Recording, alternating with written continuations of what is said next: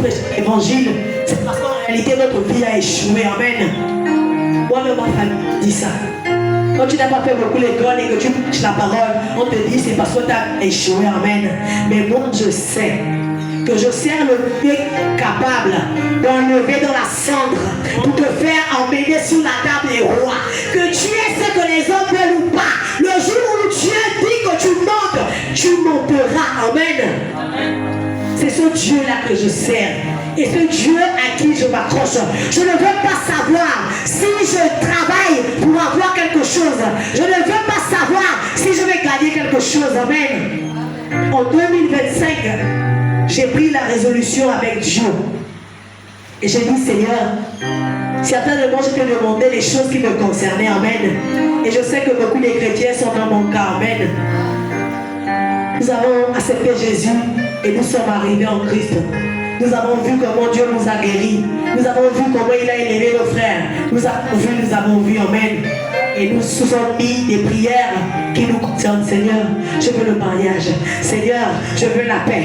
Seigneur, mes enfants. Seigneur, oh ma famille. Seigneur, ma mère. Seigneur, mes soeurs. Seigneur, mon Père. Amen. Amen. Tout tournait autour de moi. Il y avait déjà un cercle autour de moi.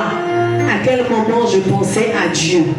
À quel moment ce que je demandais pouvait avancer le royaume de Dieu? Rien. Rien.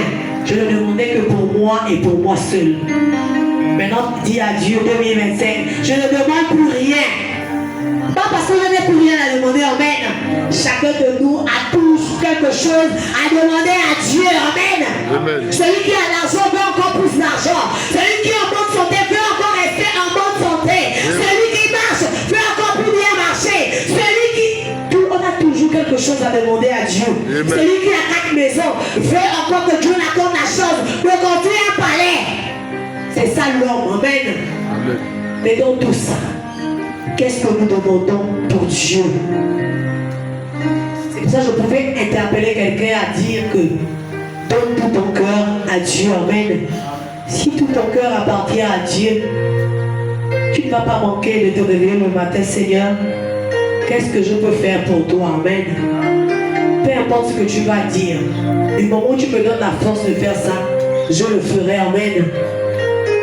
Demande d'abord les choses de Dieu. Reste va venir après. Amen.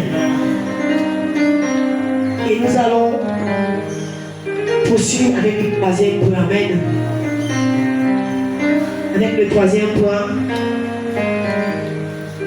Surtout, un bon chrétien, c'est celui qui sait doit avoir des prières, des heures d'intimité avec Dieu, où tu te mets face à face. Tout le monde sort. Seigneur, je suis là. Moi aussi, je suis là. Et je sais que tout le monde est là. Seigneur, voilà. Conduis-moi, instruis-moi, oriente-moi, montre-moi. Voici le chrétien. Amen. Amen. Et lorsque nous avons eu 0, parce que la vérité c'est que je ne connaissais pas. Mieux je donne la feuille et je dis que je ne connais pas que de vouloir piquer l'AVC pour un seul cours, un seul devoir. Pendant que moi, en français, j'avais des 20. C'est pas pour me vanter. Mais chacun est bon à un domaine spécifique. C'est comme ça dans la maison de Dieu. D'autres sont bons en prière. D'autres sont bons pour être en actif. D'autres sont bons pour balayer. D'autres sont bons pour débousser. D'autres sont bons en prédication. D'autres sont bons dans plusieurs domaines. C'est comme ça que Dieu dit ses enfants autour de lui. C'est à nous de trouver le domaine dans lequel Dieu nous a appelés pour exercer. Amen. Il y a d'autres aussi.